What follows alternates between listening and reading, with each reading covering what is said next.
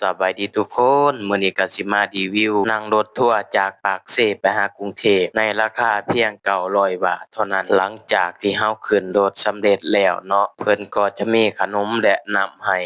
นอกนั้นยังมีกับข้าวมาให้อีกพร้อมหลังจากนั่งรถประมาณครึ่งชั่วโมงก็มาฮอดที่ด่านซองเม็กมาปั๊มบัตรผ่านแดนเนาะทุกคนจากฝั่งลาวมาฝั่งไทยหลังจากมาฮอดฝั่งไทยเพิ่นก็จะจอดพักรถประมาณ15-20นาทีเพื่อให้เฮาได้แวะซื้อของกินของอยากอยู่ที่ร้านซองเม็กจอดแวะเข้าห้องน้ำนำนี่เลยทุกคนบรรยากาศอยู่ที่ร้านซองเม็ก